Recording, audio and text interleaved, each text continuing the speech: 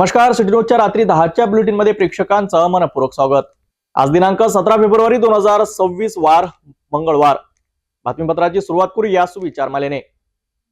आपले स्वप्ने पाहणे सोडू नका, त्यांच्या पाठीशी जाण्यासाठी धाडस करा। आजचा सुविचार आपण बघितला। आता बघूया बातमीपत्रातील ठळक बातम्या। या हेडलाईन्सचे प्रायोजक आहेत बीटीपी यात्रा ग्रुप अमरावती।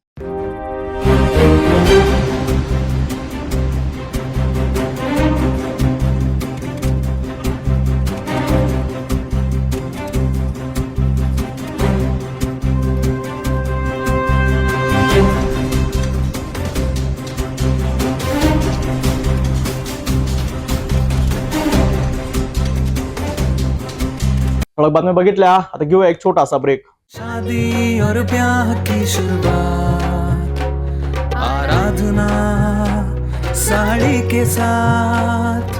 आराधना wholesale shopping mall L2 Bijland complex, Nandgaon Peth, Amravati, Jawahar road, Amravati. सुरुवातीला एक नजर टाकूया शहरातील गुन्हेगारी क्षेत्रातील घडामोडींवर।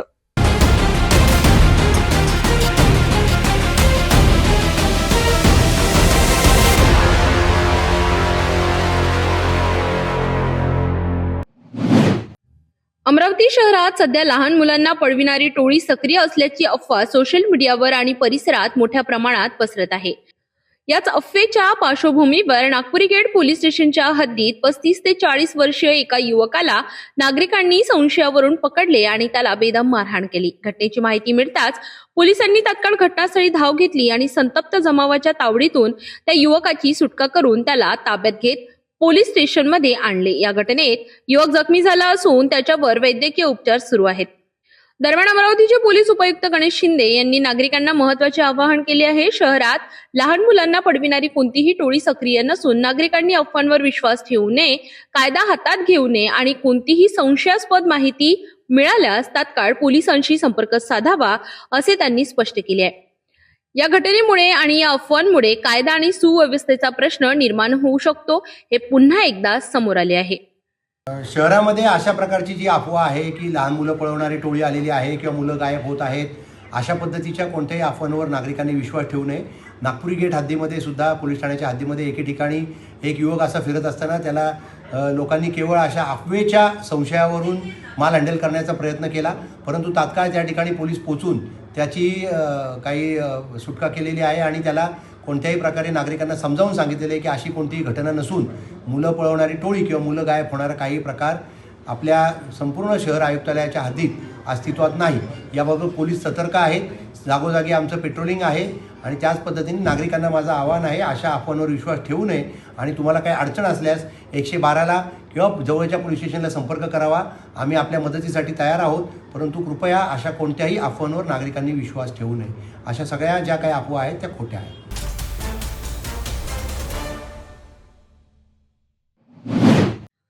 अमरावती पोलीस आयुक्तालय हद्दीतील गाडगेनगर पोलीस स्टेशन परिसरात मागील 1 महिन्यापासून गुन्हेगारी घटनांची मालिका सुरूच आहे। अक्षरशः 1 महिन्यापासून गुन्हेगारीचा स्फोट झाल्याचे चित्र आहे। 5 किलो एमडी ड्रग जप्तीची कार्यवाही, सराफा व्यावसायिकाकडून तब्बल 800 ग्राम सोन्याची लूट आणि 5 न्यायाधीशांच्या घरासह 9 ठिकाणी घरफोड्या, या सर्व मोठ्या घटना एकाच परिसरात घडल्याने नागरिकांमध्ये भीतीचे वातावरण निर्माण झाले आहे। या पार्श्वभूमीवर गाडगेनगर पोलीस ठाण्यात वाढत्या गुन्हेगारीवर नियंत्रण ठेवण्यात अपयशी ठरत असल्याची चर्चा शहरात रंगू लागली आहे। याच दरम्यान पोलीस आयुक्तांनी महाराष्ट्र पोलीस अधिनियम 1951 मधील तरतुदीनुसार प्रशासकीय कारणास्तव काही अधिकाऱ्यांच्या तात्पुरत्या बदल्या केल्या आहेत। पोलीस निरीक्षक गोरखनाथ जाधव यांची गाडगेनगर पोलीस स्टेशनच्या प्रभारी अधिकारी म्हणून नियुक्ती करण्यात आली आहे, तर सध्याचे पोलीस निरीक्षक अतुल वर यांची विशेष शाखेत बदली करण्यात आली आहे। पोलीस उपनिरीक्षक निलेश करे यांची विशेष शाखेतून कल्याण शाखेत बदली करण्यात आली आहे, तर उपनिरीक्षक सागर ठाकरे यांची नियंत्रण कक्षातून गाडगेनगर येथे नियुक्ती करण्यात आली आहे, तर गणेश राऊत यांची नांदगाव पेठ पोलीस स्टेशन येथे बदली करण्यात आली आहे। या बदल्यांमुळे गाडगेनगर परिसरातील वाढत्या गुन्हेगारीला आळा बसणार का? नव्या अधिकाऱ्यांना परिस्थिती नियंत्रणात आणण्यात यश येणार का? याकडे आता संपूर्ण शहराचे लक्ष लागले आहे।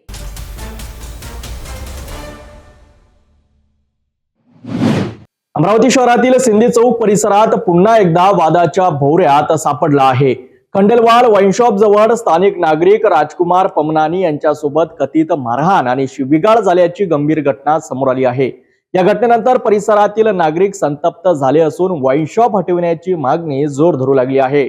अमरावती शहरातील सिंधी चौक येथील खंडेलवाल वाईन शॉप परिसरात मंगळवारी पुन्हा एकदा वादाची घटना घडली। मिळालेल्या माहितीनुसार स्थानिक रहिवासी राजकुमार पमलानी हे आपल्या कामानिमित्त त्या मार्गाने जात असताना टर्निंग पॉइंट जवळ किरकोळ कारणावरून वाद सुरू झाला। आरोप असा आहे की वाईन शॉप परिसरात उपस्थित काही व्यक्तींनी त्यांच्याशी धक्काबुक्की करत शिवीगाळ केली आणि मारहाणही। घटनेची माहिती समजताच सिद्धीनाथ कॉलनी, रामपुरी कॅम्प आणि कृष्णानगर परिसरातील नागरिक मोठ्या संख्येने एकत्र झाले। यानंतर सर्व नागरिकांनी गाडगेनगर पोलीस ठाण्यात धाव घेत संपूर्ण प्रकरणाची लेखी तक्रार दाखल केली। आरोपीवर कठोर कारवाई करण्याची मागणी यावेळी करण्यात आली।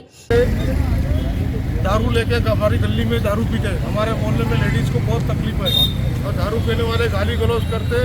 दूसरी बात, बच्चे खेलते उनके आंख पर से गाड़ी लेके जाते हैं, तो हमको बहुत बड़ा डर है उनका बंदोबस्त करे, नहीं तो हमको मजबूरन कुछ करना पड़ेगा। स्थानिक रहिवाशांचे म्हणणे आहे की या वाईन शॉपमुळे यापूर्वीही अनेक वेळा वाद निर्माण झालाय। दुकानाभोवती असामाजिक घटकांची वर्दळ वाढत असून महिला, लहान मुले आणि ज्येष्ठ नागरिकांना असुरक्षित वाटत असल्याची भावना व्यक्त करण्यात आली। नागरिकांनी केवळ कारवाईच नव्हे तर वाईन शॉप अन्यत्र हलविण्याची मागणी केली आहे। प्रभाग क्रमांक 6 विलासनगर लेकुमल मार्केट चौक, यहाँ पर स्थित खंडेलवाल वाइन शॉप। यह वाइन शॉप अवैध तरीके से दारू की सेलिंग कर रहे हैं। वहाँ पर जो ठेले लगते हैं वो ठेले वाले वो सामने पानी की बोतला बेचते हैं, गिलास बेचते हैं। ये वाइन शॉप वालों को पता है कि ये यहाँ से दारू लेकर यहीं बैठ के पी रहे हैं। एक तो उनकी भी जिम्मेदारी है और दूसरी वो पुलिस प्रशासन को हमने निवेदन दिया है कि उस तरीके से वहाँ वो लोग बैठे ना, वहाँ वो गुंडागर्दी करते। इसके पहले भी वहाँ पे कई वारदातें हो चुकी है। उस वारदातों का जिम्मेदार कौन, ये विलासनगर की जनता पूछती है। और वहाँ पर जो भी लेडीज वॉकिंग को निकलते हैं, जो बुजुर्ग निकलते हैं, उनके साथ में वो टॉन्टिंग देना, कई छीना झपटी, कई प्रकार की वारदातें इसके पहले हो चुकी है। इस प्रकार की अवैध तरीके से वहाँ जो दारू का रास्ते पर बैठ के लोग पी रहे हैं, उसका हमने अभी पुलिस प्रशासन को निवेदन दिया है। हमें साहब ने आश्वासित किया है कि कल से वो वहाँ पर पेट्रोलिंग करेंगे और उसके बाद हमने कलेक्टर ऑफिस में भी निवेदन दिया है। कलेक्टर साहब ने हमको बोला है कि आप वोटिंग के माध्यम से आप वोटिंग करवाइए। हमारी जनता से भी यही निवेदन है कि वोटिंग वाले दिन आप ज़्यादा से ज़्यादा संख्या में वहाँ आए कलेक्टर ऑफिस और वोटिंग करें और हमें किसी भी हालत में वो वाइन शॉप बंद करवाने में मदद करें। यासाठी लवकरच जिल्हाधिकारी कार्यालयात निवेदन देण्याचा निर्णय घेण्यात आलाय। दरम्यान गाडगेनगर पोलिसांनी तक्रार स्वीकारून प्रकरणाची चौकशी सुरू केली असून निष्पक्ष तपास करून योग्य ती कारवाई केली जाईल असे आश्वासन दिले आहे। प्रभाग क्रमांक 6 विलासनगर के परिसर में सिद्धि विनायक गणपति कॉलोनी का जो मंदिर है, वो परिसर के अंदर एक देसी विदेशी की वाइन शॉप के खंडेलवाल की वाइन शॉप की दुकान है, जहाँ वहाँ के परिसर के लोगों को और रामपुरी कैंप के परिसर के, विलासनगर के परिसर के लोगों को खूब ज़्यादा स्तर पर दिक्कतें हो रही है। लेकिन महिलाओं को, हमारे माता बहनों को, और वहाँ से जो स्कूल में बच्चे जाते हैं अक्सर करके उनको, मेरा तो ये कहना है कि प्रशासन ने, जो दारूबंदी एक्साइज विभाग ने ये वाइन शॉप को परमिशन कौन से स्तर पर देने में आई है। वहाँ से सिद्धि विनायक गणपति का मंदिर 200 मीटर भी नहीं है, तो भी ये जो एक्साइज वालों ने परमिशन दी, ये कौन से बेस पर दिए। और महानगर पालिका के अंदर में एडीटीपी ने कौन से बेस पर परमिशन दिए, इसकी माहिती हम अब कॉर्पोरेशन से निकालेंगे और ये खंडेलवाल की वाइन शॉप हटाने की मुहिम हम तेजी से लढाएंगे। सिंधी चौक परिसरातील या घटनेमुळे पुन्हा एकदा कायदा सुव्यवस्थेचा प्रश्न ऐरणीवर आला आहे। प्रशासन या प्रकरणात कोणता निर्णय घेणार आणि नागरिकांनी वाईन शॉप हटविण्याची मागणी पूर्ण होणार का, याकडे सर्वांचं लक्ष लागलं आहे।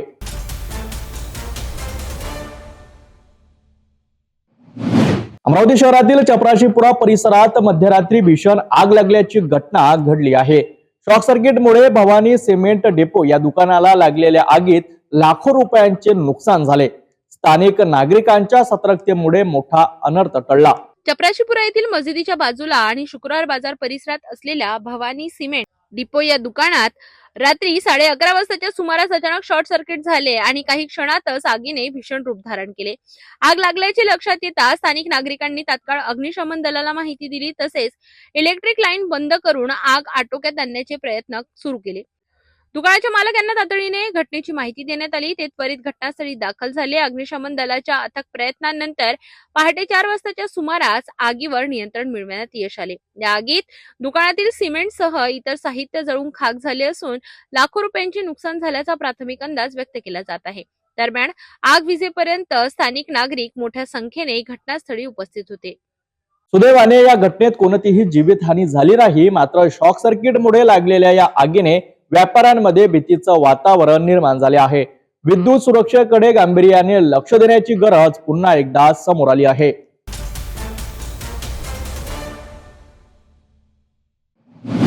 अमरावती शहरातील मातोश्री विमलाबाई देशमुख मुलींच्या वसतिगृहासमोर मुख्य जलवाहिनी फुटल्याने परिसरात अक्षरशः पाण्याचा सागर साचला होता. अचानक घडलेल्या या प्रकारामुळे वसतिगृहात राहणाऱ्या मुलींना मोठ्या गैरसोयीचा सामना करावा लागत आहे. पंचवटी ते कांतानगर या मुख्य रस्त्यावर सोमवारी रात्री मोठी पाईपलाईन फुटल्यामुळे संपूर्ण परिसर जलमय झाल्याची घटना समोर आली आहे. पीडीएमसी मुलींच्या वसतिगृहासमोरील रस्त्यावर अक्षरशः पाण्याचे साम्राज्य निर्माण झाले होते. अचानक मोठ्या प्रमाणात पाणी रस्त्यावर आल्याने वसतिगृहातील विद्यार्थिनींमध्ये भीतीचे वातावरण निर्माण झाले. मिळालेल्या माहितीनुसार 16 चाकी रेतीने भरलेल्या ट्रकाच्या प्रचंड वजनामुळे रस्त्याखालील जमीन खचली आणि पाईपलाईन फुटली. पाण्याचा प्रवाह इतका प्रचंड होता की रस्त्यावरील वरची आणि खालची माती वाहून गेली. डांबरीकरण केलेला रस्ता आतून पोकळ झाला आणि त्यामध्ये मोठा खड्डा निर्माण झाला. या घटनेमुळे 2 ठिकाणी पाईपलाईन फुटून लांब अंतरापर्यंत पाणी पसरले. पीडीएमसी रुग्णालय परिसरातही पाणी शिरल्याने नागरिकांची मोठी गैरसोय झाली. रस्त्यावर तलावासारखी परिस्थिती निर्माण झाल्याने वाहन चालक आणि पादचारी यांच्यासाठी हा मार्ग अत्यंत धोकादायक बनला. घटनेची माहिती मिळताच जवाहर स्टेडियम प्रभागाच्या नगरसेविका स्नेहा लुल्ला यांचे पती यांनी तात्काळ घटनास्थळी धाव घेत जीवन प्राधिकरण विभागाच्या अधिकाऱ्यांना माहिती दिली. त्यानंतर संबंधित विभागाकडून दुरुस्तीच्या प्रक्रिया सुरू करण्यात आली. मात्र या घटनेमुळे शासकीय कामांच्या दर्जांबाबत प्रश्नचिन्ह उपस्थित झाले असून एका अपघाताने विकास कामांची पोलखोल झाल्याची चर्चा नागरिकांमध्ये सुरू आहे.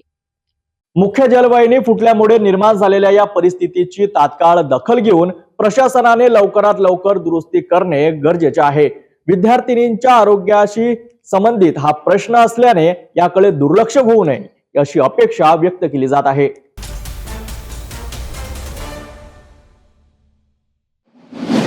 अमरावती शहरातील इतवारा बाजार परिसरात अचानक पोलीस आयुक्त राकेश ओला यांनी पाहणी दौरा केल्याने विविध चर्चांना उधाण आले आहे. मंगळवार 17 फेब्रुवारी रोजी पोलीस आयुक्त राकेश ओला यांनी अचानक इतवारा बाजार परिसरात भेट देत टांगापाडा आणि नागपुरी गेट या मार्गांची पाहणी केली. कोणतीही पूर्वसूचना नसल्यामुळे या पाहणीबाबत अनेक तर्कवितर्क लावले जात आहेत. सूत्रांच्या माहितीनुसार या मार्गावर लवकरच उड्डाणपुलाचे बांधकाम होणार असून त्यासाठी रस्ता बंद केला जाणार असल्याची अफवा सध्या नागरिकांमध्ये पसरली आहे. त्यामुळे या पाहणी दौऱ्याचा संबंध वाहतूक व्यवस्थेतील बदलाशी आहे का असा प्रश्न उपस्थित होतोय. हा मार्ग शहरातील अत्यंत महत्वाच्या आणि व्यापारी दृष्टीने गजबजलेला असून रोज हजारो नागरिक आणि वाहन चालक या रस्त्याचा वापर करतात. जर हा मार्ग बंद झाला तर स्थानिक व्यावसायिकांच्या व्यवसायावर मोठा परिणाम होण्याची शक्यता आहे. व्यापाऱ्यांमध्ये संभ्रमाचे वातावरण असून प्रशासनाकडून याबाबत अधिकृत माहिती मिळावी अशी मागणी जोर धरत आहे. नागरिकांनीही पर्यायी मार्ग, वाहतूक व्यवस्था आणि नियोजनाबाबत स्पष्टता देण्याची अपेक्षा व्यक्त केली आहे. दरम्यान पोलीस आयुक्तांच्या या पाहणी मागचे नेमके कारण काय याबाबत अधिकृत खुलासा अद्याप झालेला नाही.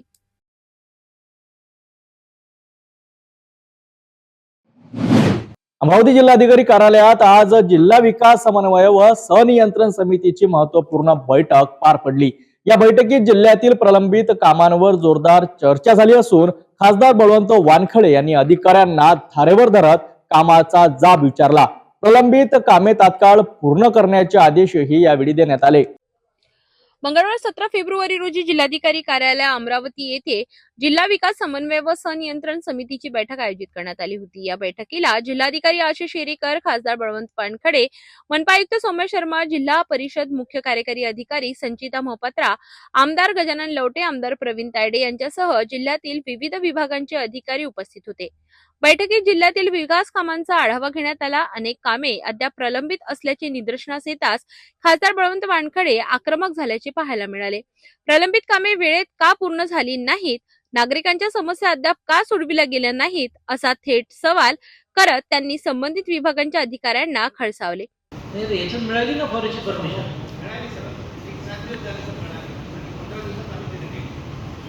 आता मीटिंगाच्या 7 दिवसावर आले, 2 वर्ष, 1.5 वर्ष, 1 वर्ष काय सोपा काढला नाही का? 2 वर्ष नव्हती मिळाली. 2 वर्षापासून अर्ज टाकून ठेवला होता, सर आता मिळाली. काय झालं नाही? 2 वर्षापासून अर्ज टाकून ठेवला होता, सर आता मिळाले. 7 दिवसाच्या अगोदर. 2 वर्षाच्या पूर्वी अर्ज टाकला होता, हो हो, आता भेटले.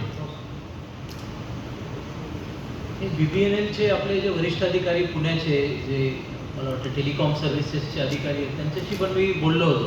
हो सर. ते म्हणाले होते आम्ही लवकरात लवकर तो टेंडर फायनल करतोय, पण आता it's been 5-6 months at least since that call.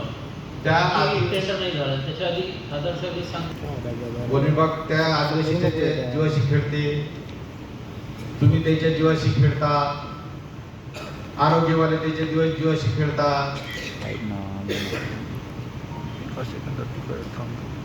तुम्ही ते पुण्यातल्या अधिकाऱ्यांचा नाव नंबर द्या जरा, एकदा फोन लावू. अजून तुमची केबलची परवानगी भेटली नाही, केबल तुमचं हे झालं नाही. किती टावर मंजूर झाले होते पूर्ण मेळघाटमध्ये? सध्या 50 टावर सध्या 50 टावर मेळघाटमध्ये चालू आहे. चालू नाही विचारलं, मंजूर किती झाले? मंजूर त्यांना त्याच्यावर तुम्हाला माहिती नसेल, तुम्ही उठणार तुम्हाला काय शरम वाटते उठायची? खाली बसून त्याला माहिती पूर्ण आले. किती झाले मंजूर? हा काय म्हटलं? 77. आणि किती पूर्ण झाले? 50 झाले, 53 झाले सर. मग हे बाकीचे काय झालं? बाकीचं काय झालं? बाकीचे जे आहे ती वन विभागाची परमिशन नव्हती, ती मिळाली सर आता आम्हाला. 21 टावरची परमिशन मिळाली आहे. टावरच्या परमिशन कधी आल्या? कोण्या वर्षात आल्या सांगा तुम्ही? टावरची सर 2021 जे आहे प्रोजेक्ट आता चालू झाला. तो प्रोजेक्ट कधी झाला सर? 2023 पासून. 2023 पासून. 2023 पासून या 53 झाल्या तुमच्या परमिशन, बाकीच्या कशा राहिल्या? सर ती वन विभागाकडे जी आहे ती गेल्या 2 वर्षापासून आम्ही अर्ज टाकली होती, ती आता वन विभाग ज्याच्या त्याच्या मानवीवर सुरी आहे, तुमची ज्याच्या त्याच्या मानवीवर सुरी आहे. यावेळी जिल्ह्यातील पायाभूत सुविधा, नागरी समस्या आणि शासकीय योजनांची अंमलबजावणी आणि प्रलंबित प्रस्तावांवर सविस्तर चर्चा करण्यात आली। लवकरात लवकर कामे पूर्ण करून नागरिकांना दिलासा द्यावा अशा स्पष्ट सूचना जिल्हाधिकाऱ्यांनी दिल्या। बैठकीत जिल्ह्यातील सर्व विभागांचे अधिकारी व कर्मचारी मोठ्या संख्येने उपस्थित होते। प्रलंबित कामावरून खासदारांचा आक्रमक पवित्रा आणि प्रशासनाला दिलेल्या कडक सूचना यामुळे आता जिल्ह्यातील विकास कामांना गती मिळणार का, याकडे सर्वांचं लक्ष लागलं आहे।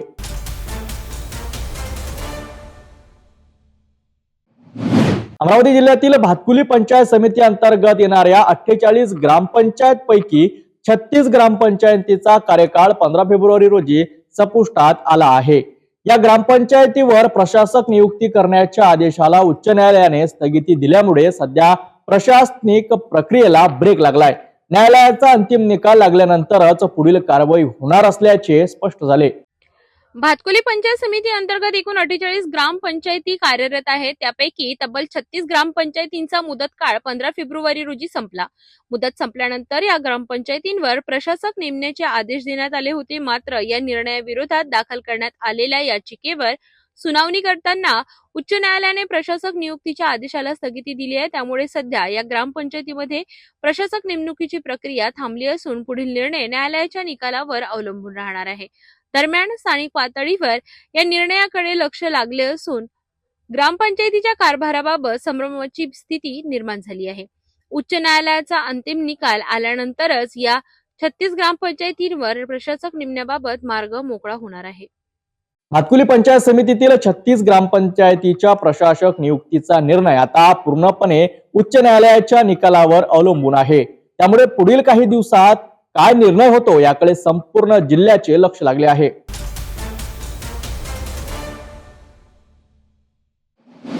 अमरावती महानगरपालिकेचे आयुक्त सौम्य शर्मा चांडक यांनी मंगळवारी सकाळच्या सुमारास किरणनगर नंबर 1, मोतीनगर आणि कल्याणनगर परिसरला भेट देत स्वच्छता व्यवस्थेची प्रत्यक्ष पाहणी केली. यावेळी त्यांनी संबंधित विभागातील अधिकारी, स्वच्छता निरीक्षक, आरोग्य विभागाचे कर्मचारी आणि कंत्राटी स्वच्छता कामगारांशी चर्चा करून कामकाजाची पाहणी केली. मुख्य रस्ते, अंतर्गत गल्ली, नाले आणि कचरा संकलन केंद्रांची तपासणी करत स्वच्छतेची गुणवत्ता पडताळण्यात आली. काही ठिकाणी कचरा साचलेला आढळून आल्याने तो तात्काळ हटविण्याचे आदेश देण्यात आले. नाल्यांची नियमित स्वच्छता, कचरा उचलण्याची वारंवारिता आणि ओला सुका कचरा वेगळा करण्याच्या प्रक्रियेवर आयुक्तांनी विशेष भर दिला. तसेच निर्जंतुकीकरणाची कामे वेळेत पूर्ण करण्याच्या सूचना देण्यात आल्या. पाहणी दरम्यान आयुक्तांनी स्थानिक नागरिकांशी संवाद साधत त्यांच्या समस्या जाणून घेतल्या. नियमित कचरा उचल होत नसल्याची तक्रार, रस्ते झाडण्याची वारंवारिता वाढविण्याची मागणी आणि प्रभावी फवारणीची गरज नागरिकांनी व्यक्त केली. यावर संबंधित अधिकाऱ्यांना तातडीने कार्यवाही करण्याचे आदेश देत नियमित अहवाल सादर करण्याच्या सूचना देण्यात आल्या. स्वच्छता व्यवस्थापनात कोणतीही ढिलाई सहन केली जाणार नाही असा इशाराही आयुक्तांनी दिला. शहरात स्वच्छता मोहीम अधिक प्रभावी करण्यासाठी आधुनिक यंत्रसामुग्री, मनुष्यबळ आणि जनजागृती कार्यक्रम राबविण्यात येणार असल्याची माहितीही त्यांनी दिली. या पाहणीमुळे परिसरातील स्वच्छता कामांना अधिक गती मिळणार असून नागरिकांमध्ये समाधानाचे वातावरण आहे.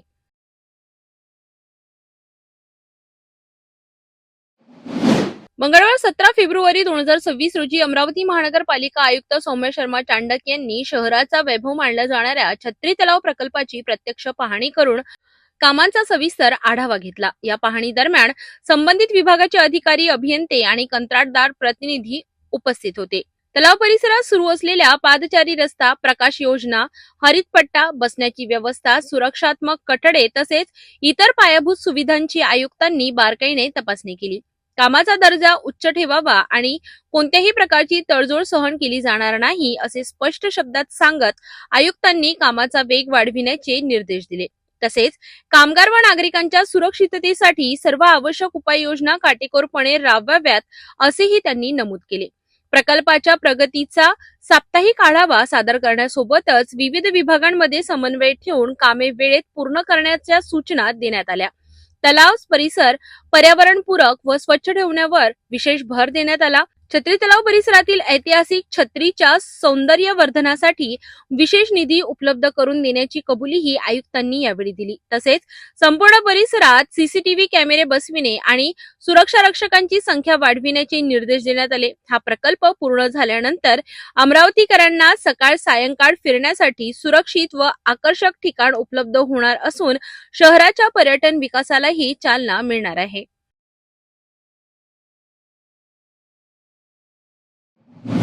निसर्गाचा लहरीपणा आता पुन्हा एकदा पाहायला मिळतोय. कुठे कडाक्याचे ऊन तर कुठे पावसाची शक्यता. भारतीय हवामान विभाग म्हणजेच IMD ने महाराष्ट्रासह देशातील अनेक राज्यांना सतर्कतेचा इशारा दिला आहे. बंगालच्या उपसागरातील चक्रीवादळ स्थिती आणि उत्तर भारतातील पश्चिम विक्षोभ यामुळे हवामानात मोठे फेरबदल होणार आहेत. नेमकी परिस्थिती काय आहे जाणून घेऊया सविस्तर रिपोर्टमध्ये. हवामानात अचानक मोठा बदल होण्याची शक्यता निर्माण झाली आहे.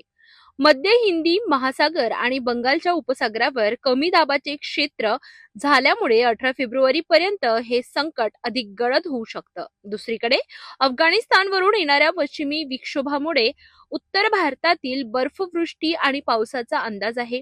हिमाचल आणि उत्तराखंडमध्ये हिमवर्षाव होईल तर पंजाब, हरियाणा आणि राजस्थानमध्ये 30 ते 40 किलोमीटर वेगाने वारे वाहून मुसळधार पाऊस पडण्याची शक्यता आहे. महाराष्ट्रासाठी चिंतेची बाब म्हणजे गुजरात आणि कर्नाटकासह राज्यातही कमाल तापमान सामान्यांपेक्षा 2 ते 4 अंशांनी जास्त राहण्याची शक्यता आहे. मध्य भारतात पुढील 3 दिवसात किमान तापमानात वाढ होणार असून अचानक येणाऱ्या या बदलांमुळे नागरिकांच्या आरोग्यावर आणि शेतीवर परिणाम होण्याची शक्यता वर्तविण्यात आली आहे. नागरिकांसाठी खबरदारीच्या सूचना. शेतकऱ्यांसाठी पीक संरक्षण. काढणीला आलेली पिके सुरक्षित ठिकाणी हलवा किंवा ताडपत्रीने झाकून ठेवा. फवारणी टाळा. वादळ आणि पावसाचा अंदाज असेल तर कीटकनाशक फवारणी पुढे ढकला. पशुधन. पाळीव प्राण्यांना पावसापासून वाचविण्यासाठी सुरक्षित गोठ्यात बांधा. वीज कोसळण्याची भीती असल्याने झाडाखाली बांधू नका. ग्रामीण आणि शहरी नागरिकांसाठी आरोग्याची काळजी. तापमान कमी जास्त होत असल्याने सर्दी खोकल्याचा त्रास होऊ शकतो. पुरेसे पाणी प्या. प्रवास टाळा. वादळी वाऱ्यांच्या वेळी जुन्या इमारती, झाडे किंवा विजेच्या खांबाजवळ उभे राहू नका. इलेक्ट्रॉनिक वस्तू. विजांचा कडकडाट सुरू असताना घरातील इलेक्ट्रॉनिक उपकरणे बंद ठेवा. उष्माघात. उन्हात बाहेर पडताना डोक्याला रुमाल किंवा छत्रीचा वापर करा. एकीकडे उष्णता वाढत असताना दुसरीकडे पावसाचे सावट असे दुहेरी संकट सध्या समोर आहे. विशेष म्हणजे 18 ते 22 फेब्रुवारी दरम्यान दक्षिण भारत आणि मध्य भारतात जोरदार पावसाचा जोर असेल. नागरिकांनी हवामानाचा अंदाज घेऊनच घराबाहेर पडावे आणि स्वतःची काळजी घ्यावी.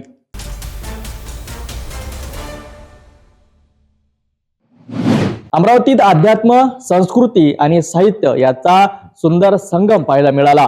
संत परंपरेचा दिव्य वारसा जपणाऱ्या संत नामदेव बाबा यांच्या प्रेरणादायी जीवन कार्यावर आधारित संत नामदेव या बहुप्रतीक्षित ग्रंथाचे आज भक्तिमय वातावरणात भव्य विमोचन करण्यात आले. मान्यवरांच्या उपस्थितीत पार पडलेला हा सोहळा अमरावतीकरांसाठी अविस्मरणीय ठरला.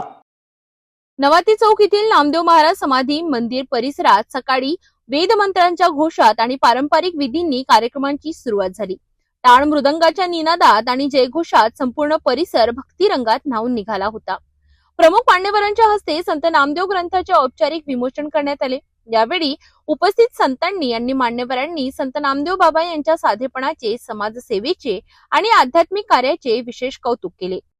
लेखिका देवयानी सुनील मानकर यांनी अत्यंत अभ्यासपूर्ण आणि भावपूर्ण शैलीत संतांच्या जीवन प्रवासाचे चित्रण या ग्रंथातून केले आहे. पुढील पिढ्यांना मार्गदर्शन मिळावे हा या ग्रंथामागील मुख्य हेतू असल्याचे यावेळी सांगण्यात आले.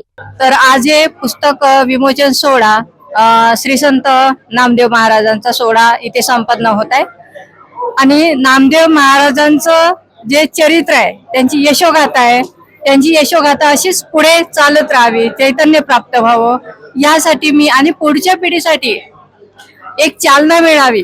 घराघरात आमचे नामदेव बाबा एक चैतन्य शक्तिशाली त्यांचं हे व्हावं यासाठी मी या पुस्तकाचं केलेलं आहे, लिखाण केलेलं आहे. तर आज सर्व भक्तांना मला म्हणजे आजचा हा सुवर्ण क्षण असं म्हटलं तरी चालेल माझ्यासाठी. कारण आजच्या दिवसापासून एक चैतन्य भक्तांमध्ये एक आगळीवेगळी शक्ती निर्माण झाली आहे असं म्हणायला हरकत नाही. तर मला नक्कीच यामध्ये आनंद होईल आणि भक्तांच्या चेहऱ्यावरचं हास्य, आनंद बघून मला आणखीनच आनंद होतोय. तर असंच हे कार्य करण्याची शक्ती मला आणखीन परमेश्वराने द्यावी ही माझी प्रभूचरणी प्रार्थना आहे. विमोचनानंतर आयोजित पत्रकार परिषदेत ग्रंथांच्या लेखन प्रक्रियेविषयी आणि पुढील उपक्रमांविषयी सविस्तर माहिती देण्यात आली. संत भक्त, साहित्यप्रेमी आणि नागरिकांनी मोठ्या संख्येने उपस्थित राहून सोहळ्याची शोभा वाढवली. अनेकांनी ग्रंथ खरेदी करून लेखिकेकडून स्वाक्षरीही घेतली. या संपूर्ण कार्यक्रमाच्या यशस्वी आयोजनामागे सुधीर भोरे यांचे मोलाचे योगदान राहिले. अध्यात्माची ज्योत प्रज्वलित करणारा, संत परंपरेचा ठेवा पुढील पिढ्यांपर्यंत पोहोचविणारा हा ग्रंथ आणि त्याचा भव्य सोहळा अमरावतीकरांच्या स्मरणात दीर्घकाळ राहणार आहे. संत नामदेव बाबा यांच्या कार्याची प्रेरणा समाजात अशीच जागृत राहो याच भावनेत हा भक्तिमय कार्यक्रम संपन्न झाला.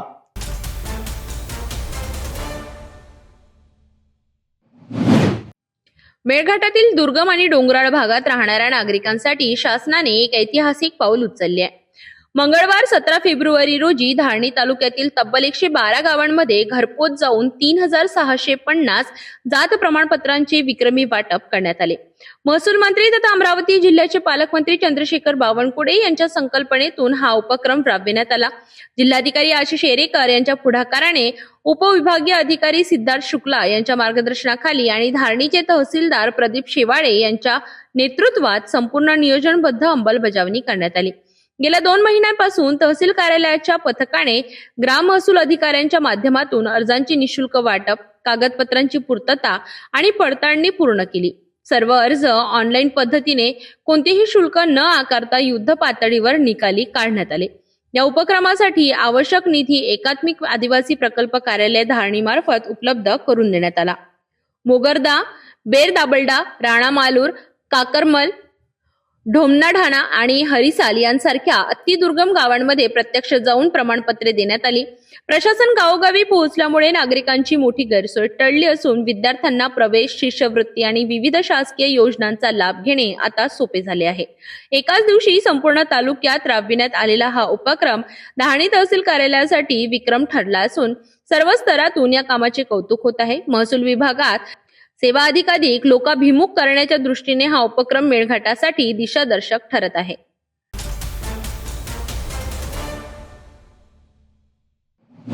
नागपूर शहरात अंमली पदार्थाविरुद्ध पोलिसांची मोठी कारवाई. ऑपरेशन थंडर एकत्र येऊया, नशामुक्त समाज घडवूया या मोहिमेअंतर्गत हुडकेश्वर पोलिसांनी तब्बल 6 किलोहून अधिक गांजा जप्त करत एका आरोपीला अटक केली आहे. हैदराबादवरून आलेला आरोपी नागपुरात गांजाची विक्री करण्याच्या तयारीत असताना पोलिसांच्या जाळ्यात अडकला. पोलीस आयुक्त रवींद्र कुमार सिंगल यांच्या संकल्पनेतून सुरू झालेल्या ऑपरेशन थंडर मोहिमेअंतर्गत अंमली पदार्थांविरोधात नागपूर पोलिसांची कार्यवाही सुरूच आहे. हुडकेश्वर पोलिसांना खात्रीशीर माहिती मिळाली की बेसा पॉवर हाऊस चौक ते गजानन मंदिर मार्गावर एक संशयित इसम लाल रंगाच्या टुरिस्ट बॅगमध्ये अंमली पदार्थ घेऊन फिरत आहे. माहितीच्या आधारे पोलिसांनी नरसाळा रोड परिसरात सापळा रचला. मिळालेल्या वर्णनावरून काळ्या टी शर्ट आणि कार्गो पॅन्ट मधील एक इसम दिसताच त्याला पंचासमक्ष ताब्यात घेऊन झडती घेण्यात आली. त्यावेळी त्याच्याकडील बॅगेतून तब्बल 6 किलो 26 ग्रॅम गांजा आढळून आला. जप्त करण्यात आलेल्या गांजाची किंमत 1,50,650 रुपये इतकी आहे. आरोपीने आपले नाव विनय दीपक सुनार, वयवर्ष 27, राहणार चंद्रनगुट्टा, हैदराबाद, तेलंगणा असे सांगितले. प्राथमिक चौकशीत हा गांजा आर्थिक फायद्यासाठी विक्री करण्याच्या उद्देशाने आणल्याचे निष्पन्न झाले. या प्रकरणी आरोपी विरुद्ध एनडीपीएस ऍक्टच्या कलम 8(क)(20)(ब) अंतर्गत हुडकेश्वर पोलीस ठाण्यात गुन्हा दाखल करण्यात आला असून आरोपीला अटक करण्यात आली आहे. पुढील तपास सुरू आहे. डीबीची टीम के रामटेके व टीम पेट्रोलिंग दरम्यान होती. त्यांना रात्री अंदाजे 9 वाजता सुमारास त्यांना माहिती भेटली की एक इसम खरबीकडून येत आहे. त्याच्याकडे गांजा आहे असं खात्रीशीर माहिती भेटली होती. त्या अनुषंगाने ट्रॅप लॉ कारवाई केली असता त्याच्यात एक आरोपी विनय दीपक सुनार, वय 27 वर्ष, राहणारा हैदराबादचा मूळचा आहे. त्याला आम्ही ताब्यात घेऊन जेव्हा कारवाई केली तर त्याच्यात जवळजवळ 6 किलो 26 ग्राम गांजा सापडला. त्याच्यावर आम्ही रितसर रेड टाकून कारवाई केली आणि गांजा जप्त करून ते पुढील तपास चालू केलेला आहे. आणि त्या तपासामध्ये आता 3 दिवसाचे PCR आरोपी आहे. त्याच्यात गांजा कुठनं आणलेला होता आणि काय कोणाला विकणार होता नागपुरात याच्याबद्दल काही माहिती समोर आलेली आहे? नाही, तो खरबी आणि नागपूरच्या खरबीकडून आणला आहे आणि हैदराबादला घेऊन जाणार अशी प्राथमिक माहिती आहे. कुठल्या वरिष्ठ अधिकाऱ्यांमार्फत कारवाई करण्यात आलेली होती आणि कोणी ही कारवाईमध्ये हातभार केलाय काय सांगा? जसं आपल्याला माहिती आहे की नागपूर सिटीमध्ये आपला माननीय पोलीस आयुक्त रवींद्र कुमार सिंगल सर यांच्या मार्गदर्शनाने ऑपरेशन थंडर 2 चालू आहे. त्या अनुषंगाने आमची टीम कायम या प्रयत्नात राहते का आपण जे नशिले पदार्थ आहेत त्याला कसा आळा घालता येईल या अनुषंगाने कारवाई करत माननीय आपले जॉईंट CP सर व इतर वरिष्ठ अधिकाऱ्यांच्या मार्गदर्शनात आपले जोधपूरचे DCP रश्मिताराव मॅडम व ICP आपले नरेंद्र हिरवे सर यांच्या मार्गदर्शनाखाली आमची team API Ramteke, SC Sandeep Patil, Bajrang Junghare, Gopal Deshmukh, Chetan Vaidya व इतर DPचे कर्मचाऱ्यांनी मिळून ही कारवाई केलेली आहे. एकूण कितीचा मुद्देमाल जप्त केलेला आहे काय सांगा? याच्यात जवळजवळ 6 किलो 26 ग्राम गांजा जप्त केलेला आहे. त्याची अंदाजाने जे मार्केटमध्ये रेट विकतात त्या अनुषंगाने 1,50,000चा मुद्देमाल जप्त केलेला आहे.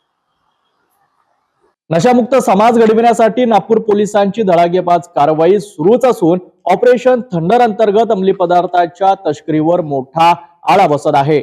अशाच प्रकारे कारवाईची मालिका पुढेही सुरू राहणार असल्याचे पोलिसांनी स्पष्ट केले आहे.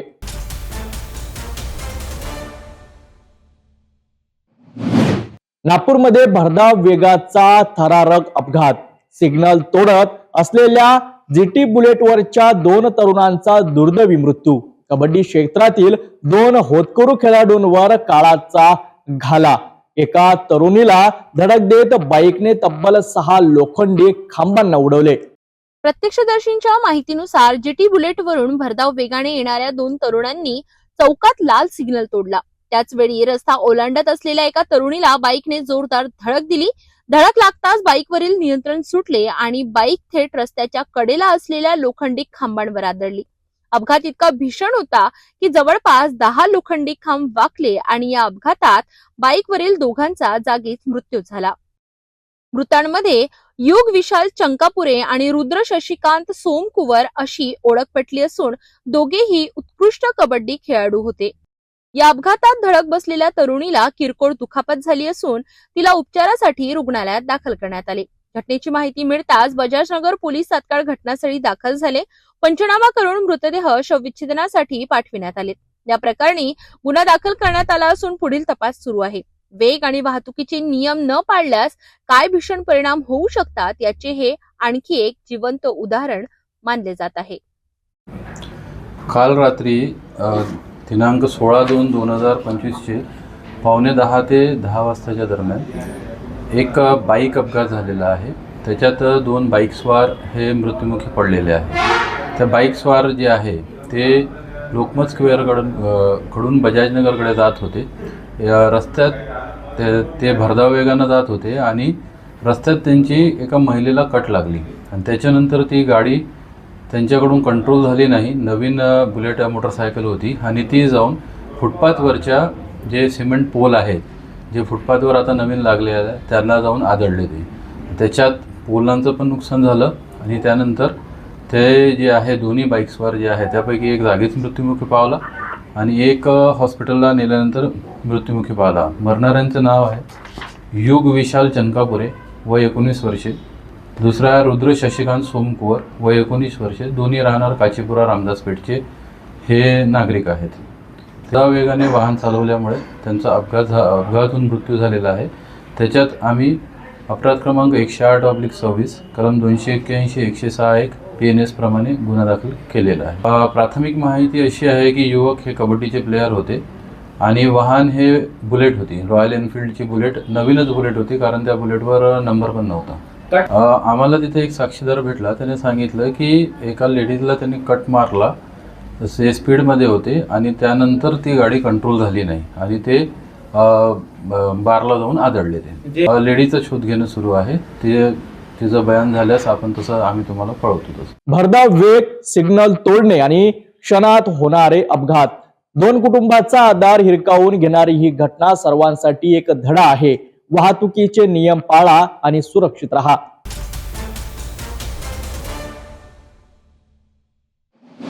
नागपूर सायबर पोलिसांची मोठी कारवाई. सायबर फसवणुकीत गेलेली तब्बल 29,04,000 रुपयांची रक्कम तक्रारदारांना परत मिळवून देण्यात नागपूर सायबर पोलिसांना यश आले आहे.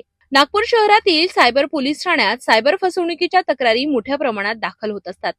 तक्रारदारांची फसवणूक झाल्यानंतर त्यांची रक्कम शक्य तितक्या कमी कालावधीत परत मिळावी यासाठी सायबर पोलिसांकडून तांत्रिक तपासाला वेग दिला जातो. पहिल्या प्रकरणात तक्रारदाराला अटकेची भीती दाखवून त्याच्या नावाने डिजिटल अरेस्ट वॉरंट ED आणि RBI कारवाईची धमकी देण्यात आली. व्हिडिओ कॉलवर बनावट कागदपत्रे दाखवत RBI कडे पैसे जमा करण्यास सांगण्यात आले. या प्रकरणात तक्रारदाराकडून 16,50,000 रुपये उकळण्यात आले होते. तक्रार मिळताच संबंधित बँक खाती गोठवून न्यायालयीन प्रक्रियेद्वारे संपूर्ण रक्कम परत मिळवून देण्यात आली. आणि अचानक माझ्या अकाउंटमधून एवढे पैसे गेले, माझ्या पायाखालची जमीन सरकली. अतिशय मी टेन्शनमध्ये आलो. पण आता मग माझ्या मित्रांना विचारणा केली मी कसं करायचं. पैसे गेलेत आणि आपण बाहेरचं एन्व्हायरमेंट बघतोय की पोलीसकडे गेलं की बाहेरच्या पोलीसमध्ये काही गॅरंटी नसते पैशाची आणि वरून फार देखावा असतो. मी घाबरलो. पण मग शेवटी मना पक्का निर्धार केला की नाही, आपण सायबर क्राईममध्ये जायचं. माझ्या मित्रांनी मला सजेस्ट केलं की पटेल बंगला इथे सदरला सायबर क्राईमचं ऑफिस आहे, तुम्ही जावं तिथे. मी आलो इथे.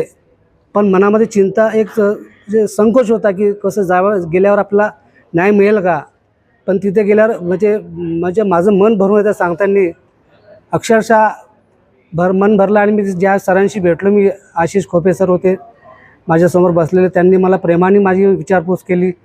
मी माझं डोळ्यात पाणीच होतं सांगतानासुद्धा मन भरलेलं होतं माझं. तर त्यांना मी जेव्हा विचारला त्यांना मी विचारपूस केली याची, सर माझे पैसे निघतील का? सरांनी मला एकदम आश्वासन दिलं की तुमचे पैसे मिळतील, फक्त तुम्ही कंप्लेंट करा रितसर. त्यानुसार तुम्ही कंप्लेंट केली. सरांनी ऐकून घेतलं. त्यांनी खूप प्रेमाची वागणूक दिली मला. आणि नंतर त्यांनी जो फॉलोअप घेतला त्यांच्या संपूर्ण टीमने, मला अजिबात विश्वास नव्हता त्या सरांनी त्या कमी वेळेमध्ये त्यांनी माझे पैसे मिळवून दिले. दुसऱ्या प्रकरणात सोशल मीडियाच्या माध्यमातून संपर्क साधून बनावट शेअर ट्रेडिंग ॲप डाउनलोड करण्यास भाग पाडण्यात आले. मोठ्या नफ्याचे आमिष दाखवत तक्रारदाराकडून 10,95,000 रुपयांचे वेगवेगळ्या खात्यांमध्ये गुंतवणूक म्हणून घेतले गेले. नफा काढताना आणखी पैसे मागितल्याने फसवणूक उघडकीस आली. सायबर पोलिसांनी तातडीने कारवाई करत ही रक्कमही परत मिळवून दिली. तिसऱ्या प्रकरणात युनियन बँकेच्या नावाने बनावट एपीके ॲप पाठवून तक्रारदारांच्या खात्यातून 1,59,000 रुपये रक्कम ट्रान्सफर करण्यात आली. यामध्येही पोलिसांनी संबंधित खाती गोठवून रक्कम परत मिळवून दिली. सायबर गुन्ह्यांबाबत नागरिकांनी घाबरून न जाता तात्काळ सायबर पोलीस ठाण्यात तक्रार करावी असे आवाहन पोलिसांनी केले आहे. याच्यामध्ये 3 विविध घटनांमध्ये एका घटनेमध्ये त्यांच्यासोबत डिजिटल अरेस्टचा प्रकार झाला होता. त्यांना त्या व्हिडिओ कॉलद्वारे की आपल्याला डिजिटल अरेस्ट करण्यात आलेले आहे, आपले जे नातेवाईक आहेत यांच्या पार्सलमध्ये ड्रग्स सापडलेले आहे आणि तिथे त्यांना अरेस्ट केलेलं आहे. त्यांना जवळजवळ 2 दिवस डिजिटल अरेस्टखाली एका घरामध्ये त्यांना कैद ठेवून त्यांच्याकडून 16.5 लाख रुपये त्यांनी हडप केलेले होते. तर नंतर जेव्हा त्यांना हा प्रकार त्यांना समजला की त्यांची फसवणूक झालेली आहे, तसं ते तात्काळ आमच्या सायबर पोलीस स्टेशन येथे त्यांनी संपर्क साधला आणि माझे सहकारी PSI केतकी जगताप मॅडम त्यांचे आणि पराग आणि त्यांचे आशिष खोपे असे ह्या टीमने याच्यामध्ये अतिशय खूप मेहनत केली आणि लवकरात लवकर आपण कमी वेळेमध्ये आपण याच्यामध्ये हे रक्कम यांना मिळवून देण्यात आम्हाला यश मिळालेलं आहे.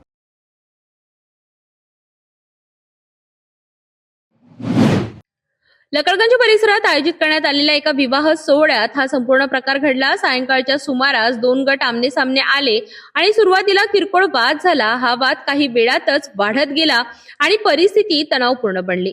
मिळालेल्या माहितीनुसार मुख्य आरोपी तौफिक आणि त्याच्या साथीदारांनी दुसऱ्या गटाला अडविण्याचा प्रयत्न केला, तसेच त्यांच्यासोबत धक्काबुक्की आणि मारहाण करण्याचाही प्रयत्न झाला. दरम्यान या संभाव्य वादाची माहिती पोलिसांना आधीच मिळाल्याने पोलिसांनी तातडीने घटनास्थळी धाव घेतली होती. पोलिसांची वेळीच उपस्थिती असल्यामुळे परिस्थिती नियंत्रणात राहिली आणि मोठा अनर्थ टळला. पोलिसांनी तत्काळ कारवाई करत संबंधित व्यक्तीविरुद्ध गुन्हा दाखल केला असून या प्रकरणाचा अधिक तपास सुरू आहे. या घटनेमुळे परिसरात काही काळ तणावाचे वातावरण निर्माण झाले होते.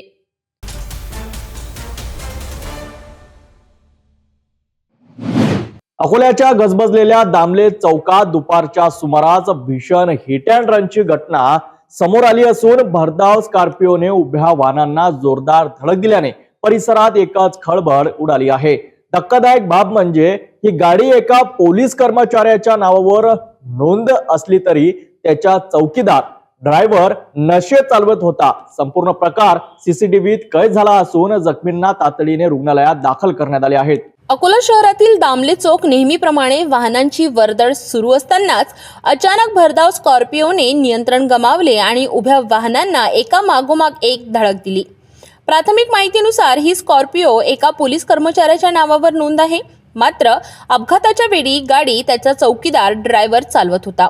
तो नशेच्या अवस्थेत रामदासपेठ पोलीस ठाण्याच्या दिशेने जात होता. अग्रसेन चौकातून टर्न घेताना चालकाचा गाडीवरील ताबा सुटला आणि सर्वप्रथम रस्त्याच्या कडेला उभ्या दुचाकींना धडक बसली. यानंतर औद्योगिक न्यायालयासमोर उभ्या न्यायाधीशांच्या अधिकृत 4 चाकी गाड्यांनाही स्कॉर्पिओने जोरदार धडक दिली.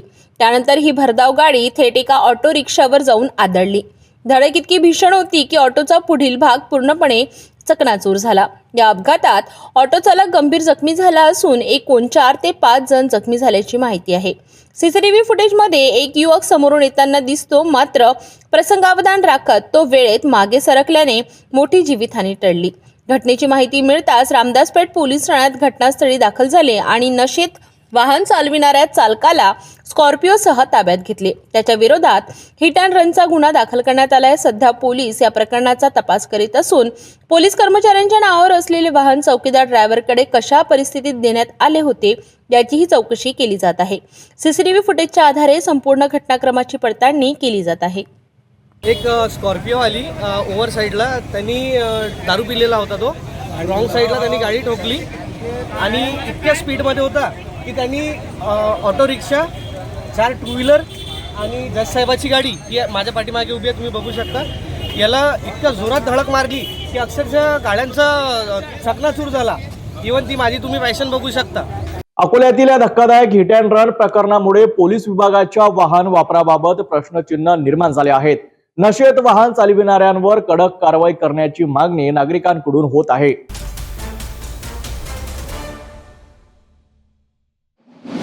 गुप्त माहितीच्या आधारे पोलिसांनी पांगरीकाटे शिवारात धाड टाकत मोठ्या प्रमाणावर सुरू असलेल्या अफू लागवडीचा पर्दाफाश केला. संतोष खाडे यांच्या नेतृत्वाखाली पथक सोमवारी रात्री गस्त घालत असताना संशयित शेतावर कारवाई करण्यात आली. गट क्रमांक 148 आणि 128 मधील शेतात अफूचे भरघोस पीक आढळून आले. या कार्यवाहीत सदाशिव काटे यांच्या शेतातून 107 किलो 660 ग्रॅम अफूची झाडे जप्त करण्यात आली, ज्याची किंमत अंदाजे 86,12,800 रुपये इतकी आहे. तर विशाल काटे यांच्या ताब्यातून 57 किलो 320 ग्रॅम अफूची झाडे जप्त करण्यात आली, ज्याची किंमत अंदाजे 45,85,600 रुपये इतकी आहे. एकूण 1,32,09,400 रुपयांचा मुद्देमाल पोलिसांनी जप्त केला. एवढ्या मोठ्या प्रमाणावर सुरू असलेली बेकायदेशीर शेती पाहून अधिकाऱ्यांनाही धक्का बसला. पोलीस अधीक्षक निलेश तांबे आणि अप्पर पोलीस अधीक्षक अमोल गायकवाड यांच्या मार्गदर्शनाखाली ही कार्यवाही पार पडली. एपीआय, पीएसआय, महसूल विभाग, फॉरेन्सिक टीम, अंमली पदार्थ शोधक पथक आणि श्वान पथकाने संयुक्तरित्या ही मोहीम राबविली. दोन्ही आरोपींविरुद्ध साखरखेडा पोलीस ठाण्यात एनडीपीएस कायद्यान्वये गुन्हा दाखल करण्यात आलाय. दरम्यान मेकर तालुक्यात अफू लागवडीचं जाळं तर तयार होत नाही ना, असा प्रश्न आता उपस्थित होत आहे. बेकायदेशीर अंमली पदार्थ शेती करणाऱ्यांवर कठोर कारवाईचा इशारा पोलिसांनी दिलाय.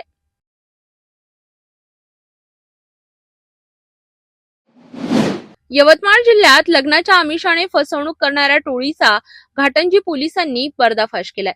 लग्न जुळवून देण्याचे आमिष दाखवत युवकांना जाळ्यात ओढणाऱ्या टोळीवर घाटंजी पोलिसांनी मोठी कारवाई केली आहे. नवरी, तिची आई, भाऊ आणि 2 साथीदारांना अटक करण्यात आले असून ही टोळी स्वतःला विवाह जुळवून देणार असल्याचे सांगून मुलांच्या कुटुंबाशी संपर्क साधत होती. मुलीच्या घरी पाहणीचा कार्यक्रम ठेवला जात होता, त्यामुळे घरची आर्थिक परिस्थिती हलाखीची असल्याचे सांगून लग्नाचा सर्व खर्च नवऱ्या मुलाकडून करून घेतला जात होता. याच पद्धतीने नाशिक जिल्ह्यातील अविनाश चांगदेव कवडे याला त्यांनी गंडा घातला. लग्नाच्या तयारीच्या नावाखाली त्याच्याकडून तब्बल 2 लाख रुपये उकळण्यात आले. फसवणूक झाल्याचे लक्षात आल्यावर अविनाश यांनी घाटंजी पोलीस ठाण्यात तक्रार दाखल केली. तक्रारीच्या आधारे पोलिसांनी गुन्हा नोंदवून तात्काळ कारवाई करत 5ही आरोपींना अटक केली. या टोळीने इतर ठिकाणीही अशाच प्रकारे फसवणूक केली आहे का याचा सखोल तपास सध्या पोलीस करीत आहेत.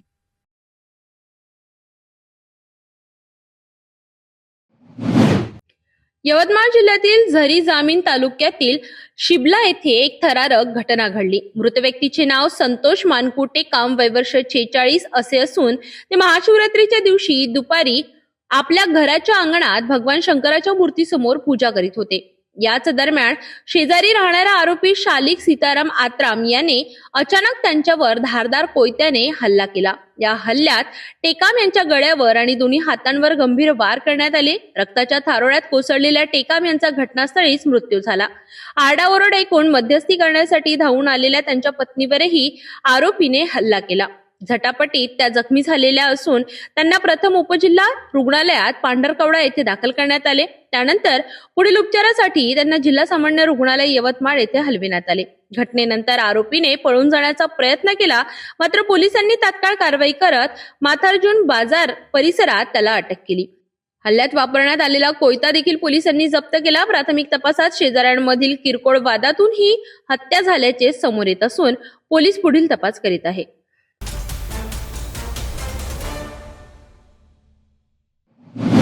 कामरगाव बस स्टँड परिसरात धक्कादायक प्रकार उघडकीस आला आहे. मनपसंत कॅफे पान सेंटर मध्ये ग्राहकांच्या जीवाशी खेळ केला जात असल्याचे समोर आले असून मुदत संपलेल्या स्टिंग एनर्जी ड्रिंकची सर्रास विक्री होत होती. जागरूक नागरिकांच्या सतर्कतेमुळे हा प्रकार उघडकीस आलाय. कामरगाव येथील बस स्टँड परिसरात असलेल्या मनपसंत कॅफे पान सेंटरमध्ये नामांकित कंपनीचे स्टिंग हे शीतपेय एक्सपायरी डेट उलटून गेल्यानंतरही विकले जात असल्याचा धक्कादायक प्रकार समोर आलाय. तपासणी केली असता तब्बल 5 पेट्या मुदत संपलेल्या बाटल्यांचा साठा आढळून आला. गेल्या अनेक दिवसांपासून प्रवाशांना आणि नागरिकांना हा साठा विकला जात असल्याची माहिती समोर आली आहे. उन्हाळ्याच्या पार्श्वभूमीवर एनर्जी ड्रिंकची मागणी वाढलेली असताना केवळ नफेखोरीसाठी ग्राहकांच्या आरोग्याशी खेळ केला जात होता. मुदत संपलेली पेय सेवन केल्यास विषबाधा होण्याचा गंभीर धोका निर्माण झाला होता. मात्र काही जागरूक नागरिकांनी बाटलीवरील तारीख तपासल्याने हा संपूर्ण प्रकार उघडकीस आला आणि मोठा अनर्थ टळला. या घटनेमुळे परिसरात संतापाची लाट उसळली असून संबंधितांवर कठोर कारवाई करण्याची मागणी होत आहे. दरम्यान नागरिकांनी कोणतीही खाद्यपदार्थ किंवा पेय खरेदी करताना त्यावरील एक्सपायरी डेट नक्की तपासावी असे आवाहन करण्यात आले आहे. ग्राहकांच्या आरोग्याशी खेळ करणाऱ्यांवर कठोर कारवाई होणे गरजेचे आहे. आपल्या सतर्कतेमुळेच असे प्रकार उघडकीस येतात. त्यामुळे कोणतीही वस्तू खरेदी करताना एक्सपायरी डेट तपासणे अत्यंत महत्त्वाचे आहे.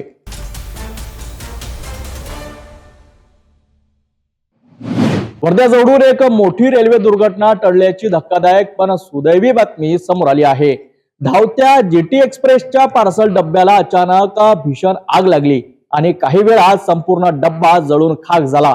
मात्र रेल्वे प्रशासनाच्या तत्परतेमुळे मोठा अनर्थ टळला असून कोणतीही जीवितहानी झाली नाही.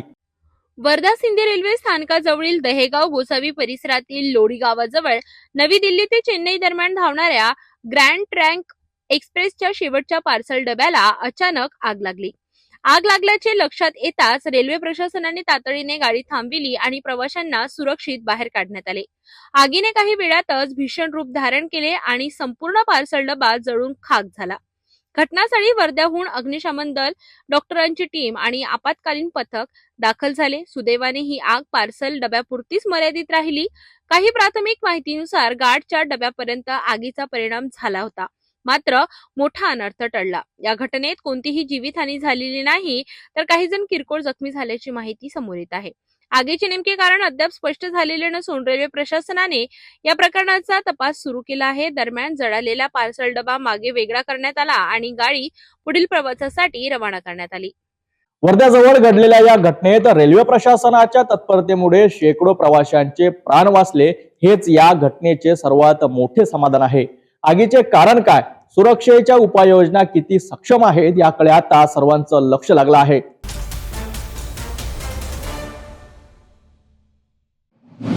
बारावीच्या परीक्षांमध्ये कॉपी रोखण्यासाठी कडक उपाययोजना केल्या जात असतानाच वाशिम जिल्ह्यातून धक्कादायक प्रकार समोर आला आहे. भौतिकशास्त्राच्या पेपरमध्ये तब्बल 581 विद्यार्थ्यांची उत्तरे शब्द एकसारखीच आढळल्याने शिक्षण व्यवस्थेवर मोठे प्रश्नचिन्ह निर्माण झाले आहेत. भरारी पथकाच्या अचानक धाडीमुळे हा प्रकार उघडकीस आला असून संबंधित परीक्षा केंद्रावर कठोर कारवाईची शक्यता वर्तवली जात आहे. राज्यात 12वीच्या परीक्षा सुरू असताना वाशिम मधील श्री मौनागिरी महाराज कनिष्ठ महाविद्यालय टोच जुमडा फाटा केंद्र क्रमांक 0906 इथे सामुदायिक कॉपीचा गंभीर प्रकार उघडकीस आलाय. 16 फेब्रुवारी रोजी दुपारी 12:30 वाजता भरारी पथकाने अचानक केंद्राला भेट दिली. केंद्रावर 584 विद्यार्थ्यांची नोंदणी होती. त्यापैकी 581 विद्यार्थी उपस्थित होते. नमुना म्हणून तपासलेल्या उत्तरपत्रिकांमध्ये सर्व विद्यार्थ्यांची उत्तरे एका धाटणीची आणि शब्दशः सारखी असल्याचे आढळले. काही उत्तरपत्रिकांवर वस्तुनिष्ठ प्रश्नांसाठी पेन पेन्सिलच्या एकसारख्या खुणाही दिसून आल्या. तपासणी दरम्यान केंद्रावरील गंभीर गैरसोयीही समोर आल्या.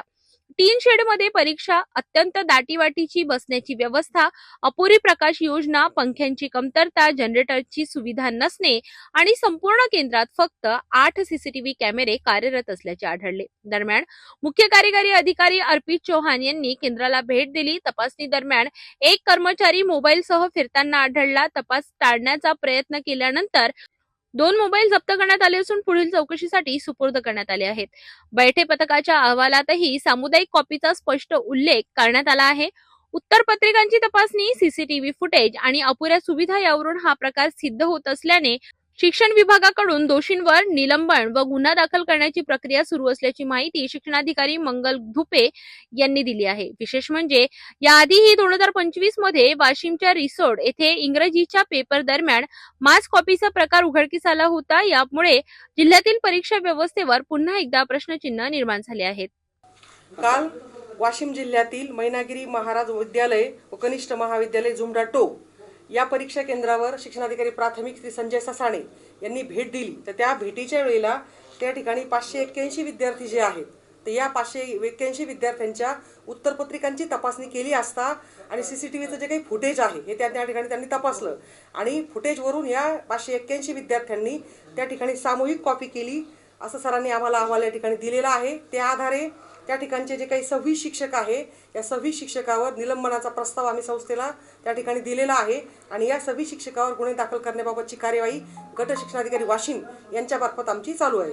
थँक्यू. विद्यार्थ्यांवर काही कारवाई विद्यार्थ्याच्या कार्यवाहीबाबतचं विद्यार्थ्याचे जे काही अहवाल आहे, उत्तरपत्रिका आहे हे बोर्डाकडे आम्ही पाठवलेले आहेत आणि याबाबतचे सुनावणी बोर्डामार्फत घेतली जाईल त्या विद्यार्थ्यांची आणि याबाबतचा सविस्तर जो काही निर्णय आहे ते बोर्डाचे अध्यक्ष त्या ठिकाणी घेतील. एक प्रश्न आहे की भौतिक सुविधेचा अभाव असल्यामुळं हे गृहीत धरले गेले की इथं कॉपी होते म्हणून जर भौतिक सुविधेच्या त्याच्या बाबतीमध्ये अभाव आम्हाला आता शिक्षणाधिकारी प्राथमिक यांच्याकडनंच RTचं प्रमाणपत्र आलेलं आहे सर. कारण भौतिक सुविधा त्या ठिकाणी उपलब्ध आहेत हा त्यांचाच अहवाल आमच्याकडे उपलब्ध आहे. म्हणजे आधीचा काल त्यांनी ज्यावेळेस भेट दिली त्यावेळेला त्यांनी त्या गोष्टी त्या ठिकाणी त्यांना आढळून आल्या नाही पण आधीचा अहवाल आमच्याकडे त्यांचाही आहे RTचा अहवाल तसा. एकीकडे विद्यार्थी प्रामाणिकपणे अभ्यास करून परीक्षा देत असतानाच अशा प्रकारच्या सामुदायिक कॉपीमुळे संपूर्ण शिक्षण व्यवस्थेची विश्वासार्हता धोक्यात येते. या प्रकरणात नेमकी कोणावर कारवाई होते आणि पुढे अशा घटना टाळण्यासाठी कोणती उपाययोजना केली जाते हे पाहणे महत्त्वाचं ठरणार आहे. दादा पुन्हा एकदा आजच्या ठळक बातम्या.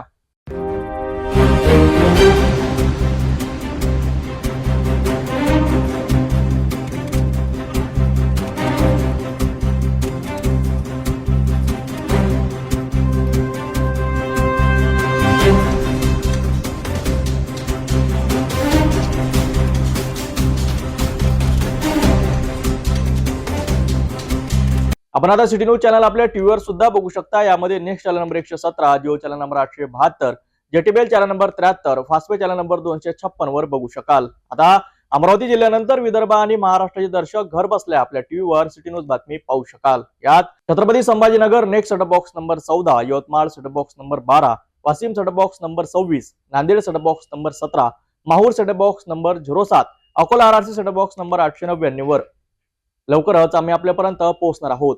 जर आपल्या टीव्हीवर सिटी न्यूज चॅनल दिसत नसेल तर आपण आपल्या केबल ऑपरेटरशी संपर्क करावा. सिटी न्यूज केबलच्या व्यतिरिक्त युट्यूब, फेसबुक, इंस्टाग्राम आणि ट्विटरवर सुद्धा बघू शकता. याकरिता सोशल मीडिया अकाउंट सबस्क्राईब करा, फॉलो करा, लाईक करा. युट्यूब अकाउंट सबस्क्राईब करण्याकरिता सबस्क्राईब बटनला क्लिक करा आणि बेल आयकॉन दाबायला विसरू नका, कारण सर्वात आधी समाचार आपल्यापर्यंत पोहोचणार आहेत. तसेच सिटी न्यूजचे फेसबुक पेज लाईक करा, इंस्टाग्राम आणि ट्विटर हँडल फॉलो करा. आपण व्हॉट्सअपवर सूचना देऊन सुद्धा न्यूज प्राप्त करू शकता. व्हॉट्सअप नंबर खाली स्क्रीनवर येत आहे. बातमी उतरे एवढ्यावरच थांबूया. पुन्हा भेटूया घडामोडी सोबत. नमस्कार. हर खबर पर पैनी नजर, हर मुद्दे पर सटीक वार, यही है सिटी न्यूज की पहचान. जहाँ सच्चाई की आवाज दबाई जाती है वहाँ सिटी न्यूज उठाता है सवाल. हर स्क्रीन पर, हर प्लेटफॉर्म पर हमारी मौजूदगी बोलती है. सिटी न्यूज हमेशा सच के साथ.